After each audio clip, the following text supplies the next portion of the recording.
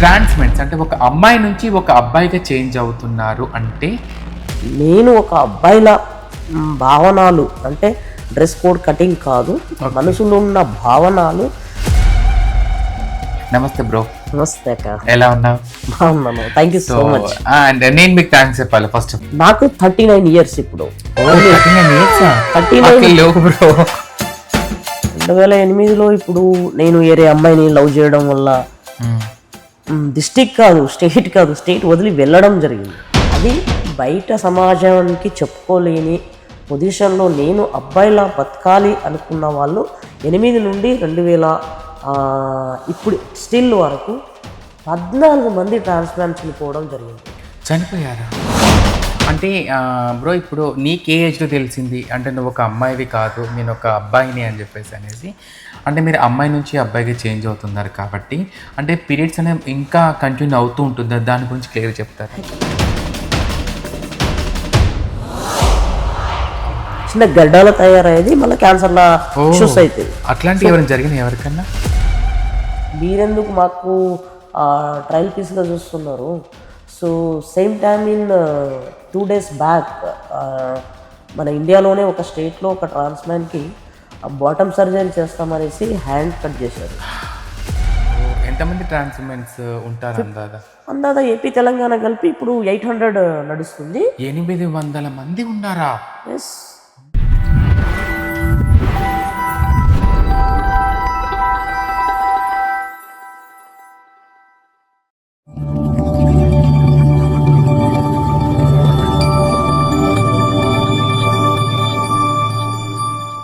Hi, hello, నమస్తే. నేను మీ స్నేహ. ఈరోజు మీ అందరికీ కూడా మన ఇట్స్ మీ స్నేహ ఛానల్లో ఒక ముఖ్యమైన వీడియోతో మీ ముందుకైతే రావడం జరిగింది.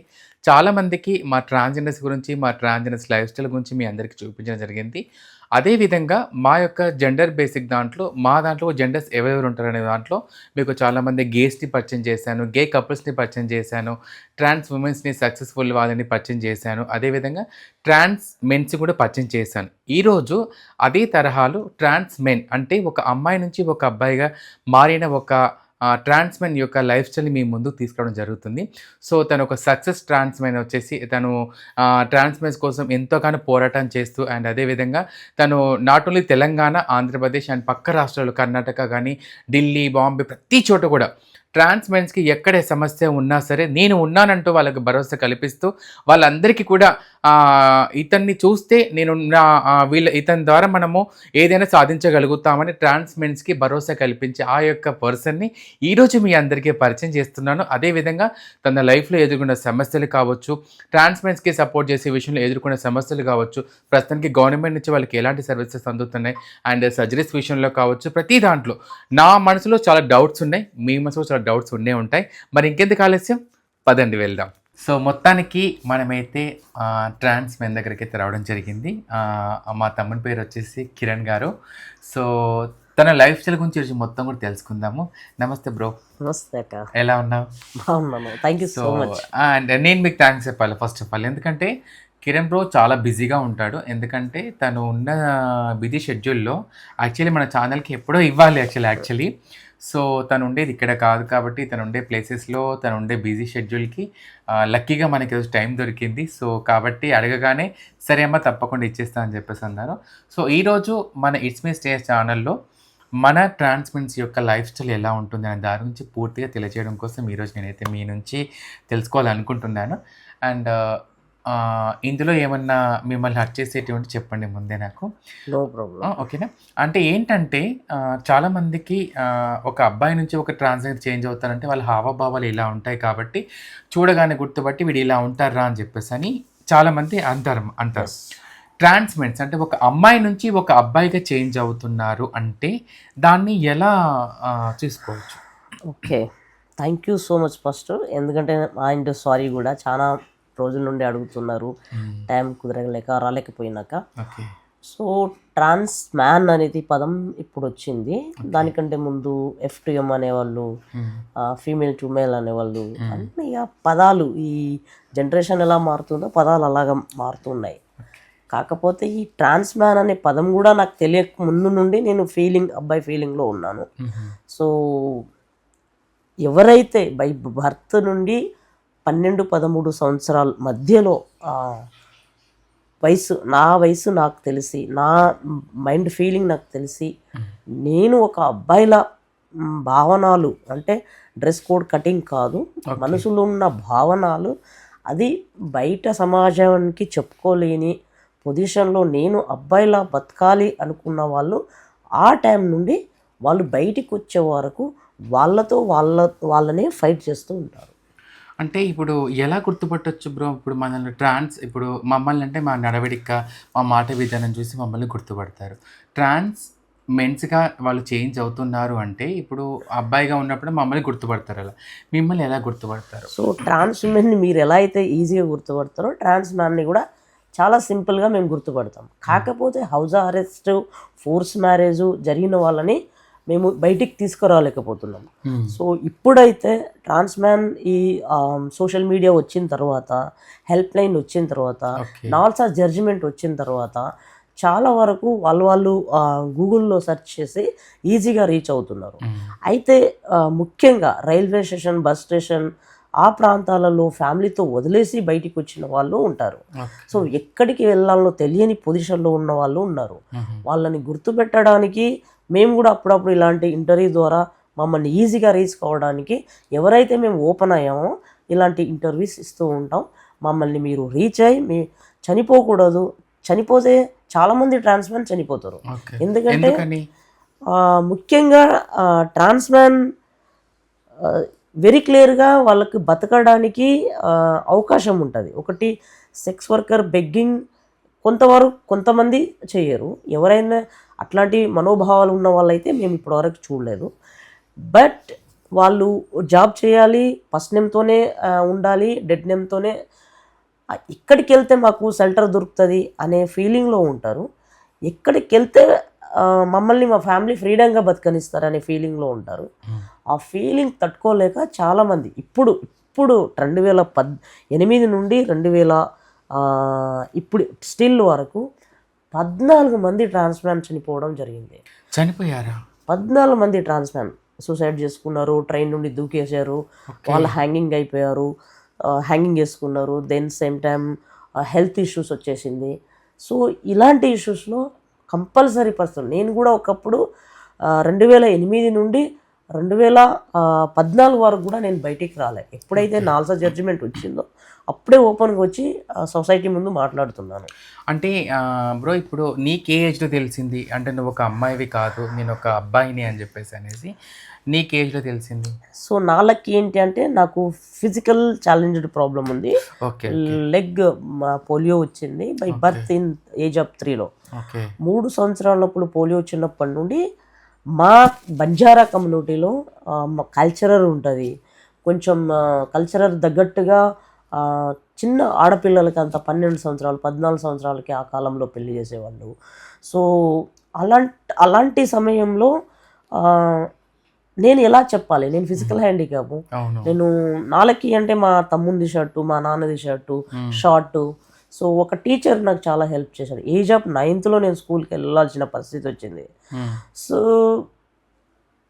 ఆ టైంలో నేను అబ్బాయిలతోనే కూర్చోవాలి, అబ్బాయిల సైడే ఉండాలి అనే ఫీలింగ్ ఉండేది. సో ఒక సార్ పేరు కృష్ణమూర్తి. సో నా లైఫ్ స్టైల్ని నేను ఈరోజు బతికి ఉన్నానంటే ఆయన కారణం. ఎడ్యుకేషన్ అంటే ఏంటి, ఎలా చదువుకుంటే ఎలా ఉంటుంది.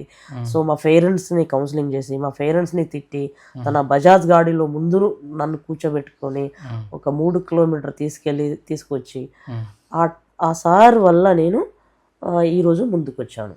అంటే ఇప్పుడు కిరణ్, ఇప్పుడు మనకు వచ్చేసి హార్మోనిక్ బ్యాలెన్స్ అనేది ఎలా తెలుసుకుంటారు ఇప్పుడు మీ దాంట్లో ఒకవేళ?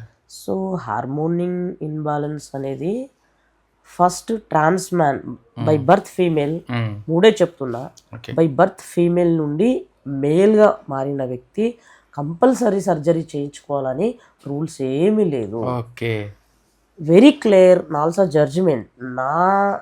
అందులో LGBTQI ప్లేస్ని ఉన్నదాన్ని టీని తీసుకుంది.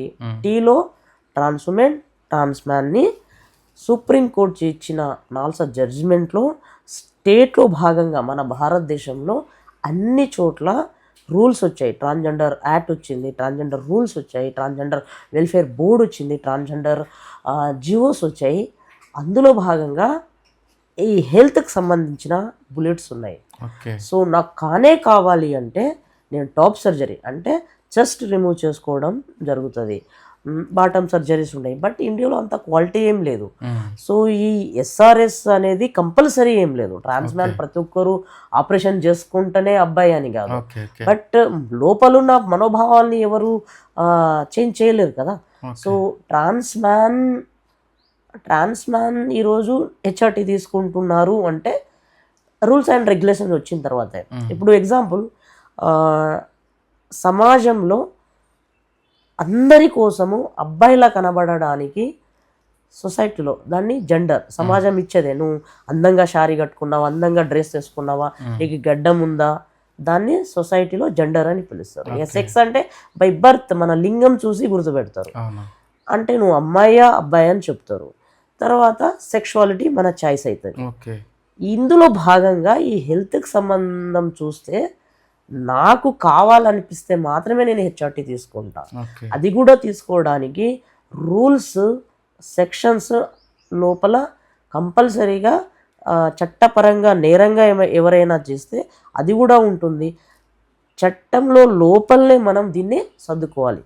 First transgender ID card, transgender ID card portal, transgender portal వచ్చిన తర్వాత ట్రాన్స్జెండర్ ఐడి కార్డ్ ఇస్తున్నారు. ట్రాన్స్జెండర్ ఐడి కార్డ్ కావాలంటే ఆధార్ కార్డు కావాలి. సో ఆధార్ కార్డు ఉంటేనే ట్రాన్స్జెండర్ ఐడి కార్డు వస్తుంది. ఈ రెండుతో భాగంగా ఇది స్కీమ్స్కి సంబంధించింది. ఇప్పుడు హెచ్ఆర్టీ తీసుకోవాలంటే GID సర్టిఫికెట్ కావాలి. సో GID సర్టిఫికెట్ మన తెలంగాణలో మాత్రం ఈజీగా దొరకట్లేదు. సో ఎందుకంటే అది మనం ఫైట్ చేస్తూనే ఉన్నాం. చాలామంది ట్రాన్స్ ఉమెన్స్తో మేము కూడా కలిసి మాకున్న చిన్న కమ్యూనిటీతో మేము కూడా ఫైట్ చేస్తున్నాం. మాకు ఈజీగా GID దొరకాలి. GID దొరికితేనే HRT దొరుకుతుంది. సో కౌన్సిలింగ్ జరగాలి. కౌన్సిలింగ్లో భాగంగా కౌన్సిలింగ్ సర్టిఫికెట్ వచ్చిన తర్వాత HRT ఇంజెక్షన్ వేస్తారు. బట్ నా ప్రకారం అది కావాలి అనిపిస్తుంది. ఎందుకంటే నేను చెప్పినట్టు ఈ సమాజం కోసం నేను అబ్బాయిగా కనబడాలి అని SRS చేయించుకోవడం, నేను అబ్బాయిగా కనబడాలని గడ్డం మీసం రావడానికి HRT ఇంజెక్షన్స్ వేసుకుంటున్నారు. బట్ అది క్వాంటిటీ క్వాలిటీ మన రాష్ట్రంలో అయితే దొరకట్లేదు. అది చాలా బాధాకరమైన విషయం. సో మీరు అడిగినట్టు ఈరోజు నాకు 39 ఇయర్స్. ఇప్పుడు 39 ఇయర్స్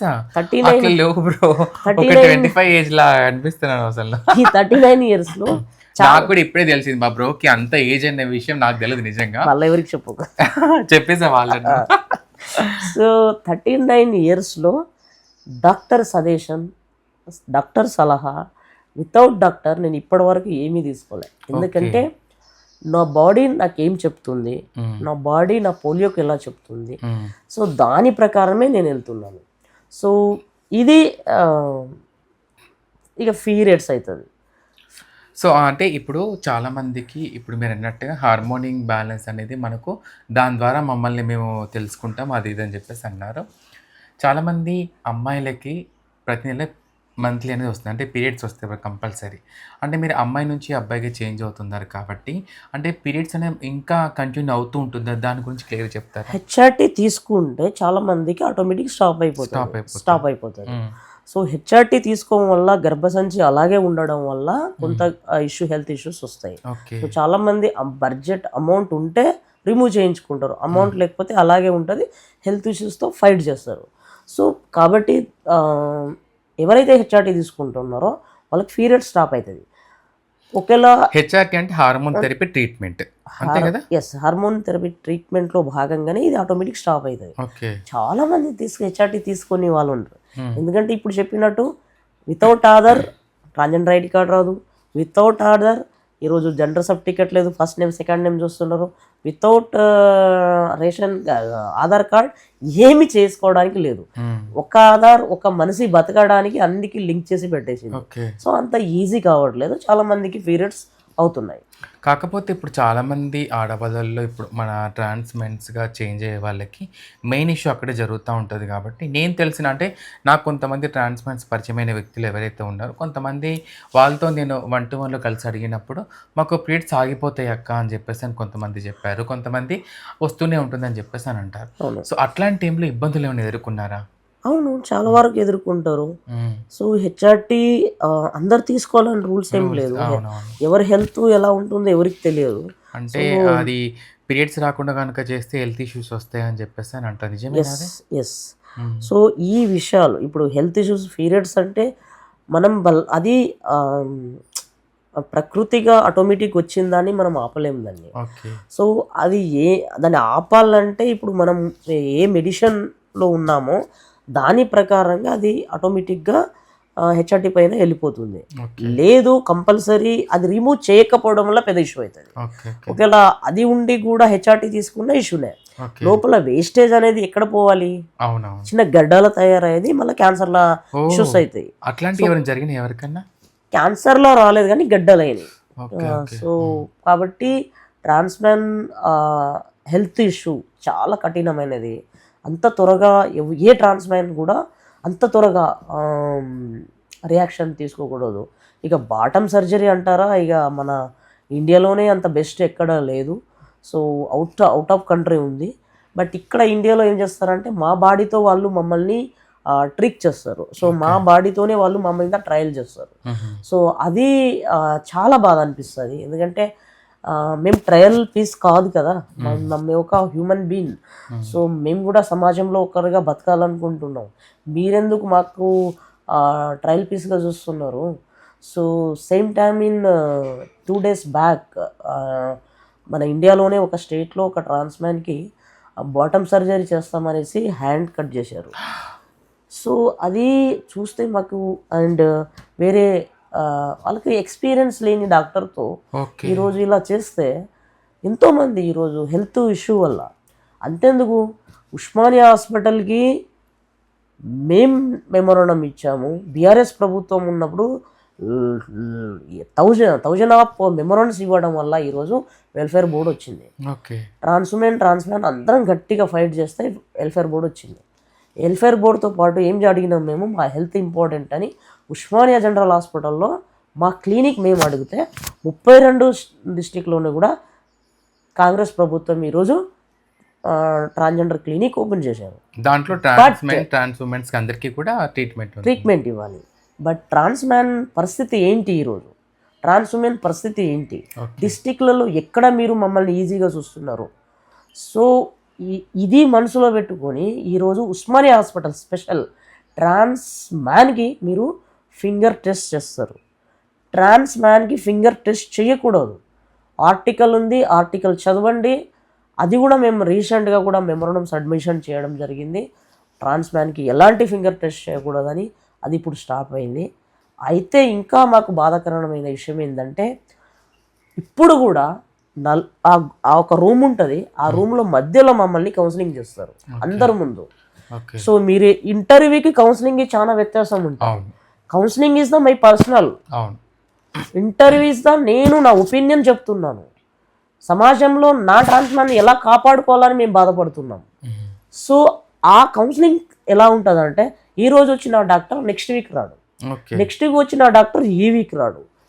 చెప్పిన వాళ్ళకి చెప్పి మళ్ళీ ప్రాబ్లం అవుతుంది. సో, చాలామంది ట్రాన్స్ మ్యాన్కి ఒక 100 mg ఇంజెక్షన్, హెచ్ఆర్టీ ఇంజెక్షన్ 4గురికి ఇస్తారు. అది ఎవరికి సరిపోతుంది చెప్పు?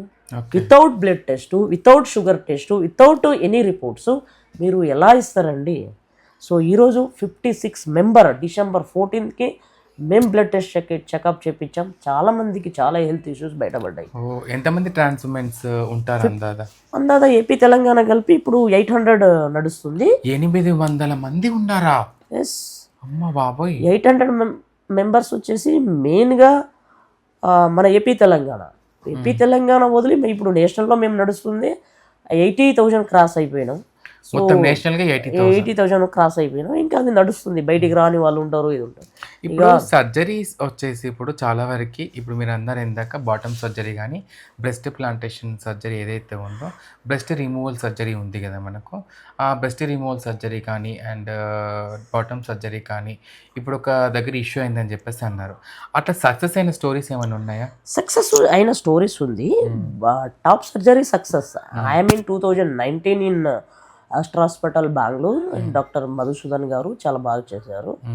So he's and out of కంట్రీకి వెళ్ళి ప్రాక్టీస్ చేసుకొని ట్రైనింగ్ తీసుకొని వచ్చి తర్వాత ఇక్కడ సర్జరీ స్టార్ట్ చేశారు. Is the good, very good fellow, but is the costly. Astra hospital ఖర్చు ఉంటుంది, 2,20,000 వరకు ఉంటుంది రిమూవ్ చేయడానికి. ఎస్, అయ్యో బాబు, బ్రెస్ట్ ప్లాంటేషన్ బ్రెస్ట్ రిమూవ్ చేయడానికి 2 lakhs. మరి అది కార్పొరేట్ హాస్పిటల్ కదా. ఓకే ఓకే, అంటే ఇప్పుడు గవర్నమెంట్ హాస్పిటల్ ఫ్రీగా చేస్తారా? గవర్నమెంట్ హాస్పిటల్లో ఫ్రీ చేయాలనే ఉస్మానియా హాస్పిటల్లో మేము రికమెండేషన్ పెట్టాము. ఒక 2 members-కి చేశారు కానీ నాట్ సక్సెస్ఫుల్, అంత క్వాలిటీ రాలేదు. సో అది నేను మళ్ళీ చెప్తున్నాను కదా, మమ్మల్ని ట్రయల్ లా చూడకండి. సో వేరే స్టేట్ నుండి కానీ వేరే కంట్రీ నుండి కానీ మళ్ళీ మన డాక్టర్ని వేరే కంట్రీకి పంపి తీసుకొచ్చి ట్రైనింగ్ లాంటిది ఇవ్వాలి అని చెప్పేసి. సో ఇది నేను హెల్త్ గురించి చెప్పడానికి ఇష్టపడుతున్నాను. తప్పకుండా ఇప్పుడు కిరణ్ గారు చెప్పినట్టుగా, మా బ్రో చెప్పినట్టుగా ట్రాన్స్ప్లాంట్స్ గురించి డాక్టర్స్కి అవగాహన అనేది తప్పకుండా ఉండాలి. ముఖ్యంగా వాళ్ళు ఎక్కడైతే హాస్పిటల్స్లో ఏవైతే ఇష్యూస్ ఎదుర్కొంటున్నారో ట్రాన్స్ప్లాంట్స్ అందరికీ కూడా ముఖ్యంగా హెల్త్ విషయంలో కావచ్చు అండ్ కౌన్సిలింగ్ విషయంలో కావచ్చు అండ్ హార్మోన్ థెరపీ విషయంలో కావచ్చు, ప్రతి దాంట్లో కూడా వాళ్ళకి మేజర్గా ముఖ్యంగా ఫస్ట్ వాళ్ళు హాస్పిటల్లో చెకప్ చేయించుకోవాలి. కాబట్టి చాలా డబ్బుతో, చాలా లక్షలతో కూడుకున్న ట్రీట్మెంట్ కాబట్టి సో ఇది మనకు ఉస్మానియాలో అది అందుబాటులో తీసుకొస్తామని చెప్పేసి అన్నారు. కాకపోతే అది ఫుల్ఫిల్గా అయితే కంప్లీట్ అవ్వట్లేదని వారి యొక్క రిక్వెస్ట్ చేస్తున్నారు. సో కాబట్టి ఇక్కడ నుంచి అయినా ఎవరైతే సర్జరీ చేసే డాక్టర్స్ ఎవరైతే ఉన్నారో వాళ్ళు కొంచెం ఈ యొక్క ట్రాన్స్ప్లాంట్స్ పైన అవగాహన పొందాలి. ఎవరైతే బాగా తెలిసిన వ్యక్తులు ఎవరైతే ఇప్పుడు మనకు పక్క దేశాలలో సక్సెస్ఫుల్ అయి వస్తున్నారు సర్జరీస్ చేసుకొని, చాలామంది కూడా ఉన్నారు. సో అలాంటి వాళ్ళని కూడా మీకు ముగ్గురు ఫొటోస్ కూడా నేను మీకు చూపిస్తాను. సక్సెస్ఫుల్ వాళ్ళు ఉన్నారు ఢిల్లీలో కనుక మనం చూసుకుంటే. ఒకరు, తన పేరేం పేరు, రాజ్పూత్ అనే పర్సన్ ఒక అమ్మాయి నుంచి ఒక అబ్బాయికి చేంజ్ యాజ్ ఎ సక్సెస్ఫుల్ పర్సన్గా ఉన్నారు. ఇక్కడ పక్కన ఫోటో ఇస్తాను, తనని చూడండి ఒకసారి మీరు. సో అంటే నేను ఇందాక చెప్పాను కదా, చాలామంది ట్రాన్స్ప్లాంట్ సర్జరీ సక్సెస్ అయిన అంటే పక్క దేశాలకు వెళ్ళి చేయించుకొని వచ్చిన వాళ్ళు ఉన్నారు. కాబట్టి బ్రో ఇప్పుడు వచ్చేసి చాలామందికి సర్జరీస్కి ఇప్పుడు ఇంత అమౌంట్ అని చెప్పేసి మీరు అంటున్నారు కదా. సో అంత ఖర్చు పెట్టుకొని అంత ఇవన్నీ చేసుకొని వస్తున్నారు కదా, కొంతమందికి డబ్బు ఉండదు, వాళ్ళకి ఎలా అన్నట్టు వాళ్ళకి. అందుకే గవర్నమెంట్తో మేము ఫైట్ చేస్తున్నాం, మాకు ఇవన్నీ ఫ్రీ కావాలి హెచ్ఆర్టీ నుండి. ఇప్పుడు హెచ్ఆర్టీ తీసుకోవాలంటే కౌన్సిలింగ్ సబ్సిడీ తీసుకోవాలంటే అందరూ బెంగళూరుకి వెళ్తున్నారు, లేకపోతే వేరే స్టేట్కి వెళ్తున్నారు. బట్ మన స్టేట్కి ఏమైంది, అన్ని రూల్స్ అన్ని రెగ్యులేషన్స్ ఉన్నాయి. ట్రాన్స్జెండర్ వెల్ఫేర్ బోర్డు ఉంది, ట్రాన్స్జెండర్ క్లినిక్ ఉంది. పర్ఫెక్ట్ ఒక డాక్టర్ని పెడితే మా ప్రాబ్లం సాల్వ్ అయిపోతుంది. మా డిస్ట్రిక్ట్లో మేమే మా గురించి మా గవర్నమెంట్ ఇలా చేస్తుందని మేము గౌరవంగా చెప్పుకోగలము, మేము గౌరవంగా బతుకోగలము. ఒక ట్రాన్స్మెన్ ఒక అమ్మాయి ఇంట్లో నుంచి ఏమని చెప్పుకుంటుంది, చాలామంది ఒప్పుకోరు కదా. ఇప్పుడు ఇంట్లో నేను ఇట్లా అబ్బాయిగా చేంజ్ అవుతానంటే అసలు ఒప్పుకోరు.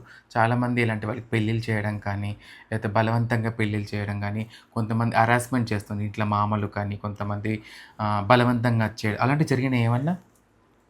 2008లో నా క్రైసిస్ జరిగింది. ఏం జరిగింది? 2008లో ఇప్పుడు నేను వేరే అమ్మాయిని లవ్ చేయడం వల్ల డిస్ట్రిక్ట్ కాదు, స్టేట్ వదిలి వెళ్ళడం జరిగింది. అంటే హరాస్మెంట్ ఎలా ఉంటుందంటే, కిరణ్ గారి లవ్ స్టోరీ చెప్తున్నారు అయితే ఇప్పుడు. ఓకే, లవ్ స్టోరీ ఏం లేదు. సో అమ్మాయికి నేను ఇష్టం, నా అమ్మాయికి నాకు ఇష్టం. ఓకే, అప్పటికి సెక్షువాలిటీ, జెండర్, LGBTQI, ట్రాన్స్జెండర్ ఇవన్నీ మాకు తెలియదు. ఓకే, ఆ అమ్మాయికి నేను ఇష్టం, ఆ అమ్మాయి నాకు ఇష్టం, అక్కడ వరకు బాగుంది. సో బిఫోర్ కొంచెం యాక్టివిజంలో ఉండడం వల్ల వరంగల్లో అండ్ అప్పుడు ఆంధ్రప్రదేశ్గా ఉండే. మాది నర్సంపేట వరంగల్. సో నర్సంపేట వరంగల్ నుండి మంచిగా వర్క్ చేసుకొని పోతున్న సమయంలో ఇది ఎలా ఉంటుంది సొసైటీ అంటే, వాళ్ళదన్నప్పుడు అన్నిటికి వస్తారు, మనదే అయినప్పుడు ఎవరు రారు. సో ఆ సిచ్యువేషన్లో ట్రాన్స్ ఉమెన్ నన్ను స్పెషల్గా వరంగల్ లైలా అక్క గారు నన్ను ఆ టైంలో రక్షించారు. అండ్ స్పెషలీ థ్యాంక్స్ అక్క. అండ్ ఆ రోజు 3-4 times సూసైడ్ అటెంప్ట్ చేశాము నేను, మా అమ్మాయి. సో ఆ రోజులు మేము మరవలేం. 2008లో మార్చి 9న జరిగిన మా ఇన్సిడెంట్లో తిరుపతికి వెళ్ళడం జరిగింది. తిరుపతిలో పెద్ద ఇష్యూ అయింది. అక్కడ నుండి ఫ్యామిలీ ఇష్యూ అయింది. అంటే మళ్ళీ ఫ్యామిలీ వాళ్ళు ఏం చేశారు? ఫ్యామిలీ వాళ్ళు ఏం చేయలేదు, కిడ్నాప్ మిస్సింగ్ 2 కేసు పెట్టారు. నీ మీద కిడ్నాప్ అంటే మిస్సింగ్. తను ఎవరైతే తనని ఒక అమ్మాయి ఇష్టపడింది, ఆ ఇష్టపడ్డ అమ్మాయిని తను తీసుకుని వెళ్ళిపోయాడు, ఇంట్లో నుంచి వెళ్ళిపోయి తిరుపతికి వెళ్ళిపోయారు. తిరుపతికి పోయి మ్యారేజ్ చేసుకున్నాం. ఇద్దరు కలిసి ఇద్దరు కలిసి మ్యారేజ్ చేసుకున్న తర్వాత వాళ్ళ ఫ్యామిలీకి ఫోన్ చేసి చెప్పడం జరిగింది. చెప్పిన తర్వాత ఇక వాళ్ళ ఫ్యామిలీ వాళ్ళు ఇక కొంచెం అప్పర్ కాస్ట్, మాది Lambada Banjara, so lower caste ఆ ఫీలింగ్లో ఉండడం వల్ల అది చాలా పెద్ద ఇష్యూ అయింది. ఆ ఇష్యూ కావడం వల్ల వాళ్ళ ఫ్యామిలీ మా ఫ్యామిలీ కొట్టుకోవడం జరిగింది. 2 missing and kidnap 2 case book కావడం జరిగింది. తర్వాత ఏమైంది, బెంగళూరులో సంగమ ఆర్గనైజేషన్ అండ్ హైదరాబాద్లో ధర్మన్ ఫౌండేషన్ గౌతమి అమ్మగారు అండ్ లైలక్క గారు అండ్ టీమ్ చాలా హెల్ప్ చేసి నన్ను రక్షించారు. అక్కడి నుండి రక్షించిన తర్వాత నేను బెంగళూరుకు వెళ్ళి సెటిల్ కావడం జరిగింది. సో అంత ఈజీ కాదు. ఒక వీల్ చైర్ పర్సన్ని ఒక అమ్మాయి నాతో వస్తుందంటే నాకు కూడా నా జెండర్ గురించి, నా సెక్స్ గురించి, నా సెక్షువాలిటీ గురించి రియల్గా నాకు ఆ టైంలో తెలియదు. By feeling is man very clear. నేను అబ్బాయిగా ఉన్నానది నాకు క్లియర్, అమ్మాయికి క్లియర్. సో అమ్మాయికి నా జెండర్ అన్నీ తెలిసి కూడా నాకు అబ్బాయి పొజిషన్ ఇచ్చింది. బట్ అప్పుడున్న మీడియా, అప్పుడున్న ఎలక్ట్రానిక్ మీడియా, ప్రింట్ మీడియా నా పరువు తీసింది. బట్ అదే ఎలక్ట్రానిక్ మీడియా, అదే ప్రింట్ మీడియా అది ఉండడం వల్ల ఈరోజు మళ్ళీ నేను బతికున్నాను. సో పాజిటివ్ ఉంటుంది, నెగిటివ్ ఉంటుంది. సమాజంలో ఎలా బతుకుతావు, మీకు పిల్లలు వద్దా, మీకు సంస్కృతి విరుద్ధంగా మీరు బతుకుతున్నారు ఇది అది అని. సో చాలామంది అన్న తర్వాత బెంగళూరుకి వెళ్ళాము. బెంగళూరులో లాంగ్వేజ్ రాదు, కన్నడ రాదు, ఫుడ్ పాయిజన్ అయింది, షెల్టర్ ఇష్యూ ఉంది, వీల్ చైర్ లేదు, అండ్ భయంకరమైన ఇద్దరికి ఫీవర్ రావడం జరిగింది వెదర్ ఇష్యూ వల్ల. సో అయినా కూడా స్ట్రాంగ్గా ఆర్గనైజేషన్ నాకు సపోర్ట్ చేసింది. సో షెల్టర్ 1 year 2 months నేను షెల్టర్లో ఉన్నాను. సో నాకు వీల్ చైర్ ఇవ్వడం జరిగింది, ఒక బైక్ ఇప్పించారు, ఒక వీల్ చైర్ ఇప్పించారు, అండ్ ఫస్ట్ ఫెలోషిప్ తీసుకున్నాను. అండ్ సొంతంగా ఒక ఏరియా ఉంది చిక్కబళ్ళాపూర్లో నేను ఓన్గా వర్క్ చేయడం స్టార్ట్ చేశాను. బట్ అక్కడ చాలా ఇష్యూస్ అయినాయి. ఎక్కడి నుండి వచ్చావు, ఎందుకు వచ్చావు, ట్రాన్స్ మ్యాన్ అంటే వాళ్ళకి తెలియదు, నాకు చెప్పడం రాదు, భాష ప్రాబ్లం. సో వాళ్ళు ఇలాంటి మంది ఎంతోమంది వచ్చిపోయారు, నువ్వు కూడా వెళ్ళిపోతావు అని ఛాలెంజ్ చేశారు. సో బెంగళూరు టు చిక్బళ్ళాపూర్లో సెటిల్ అయ్యాను 2010లో. సో 2010 2 years నేను బెంగళూరులో ఉన్నాను. 2010లో సెటిల్ కావడం అంటే ఈ అనంతపూర్ బార్డరే చిక్బళ్ళాపూర్, సో తెలుగు ఏరియా.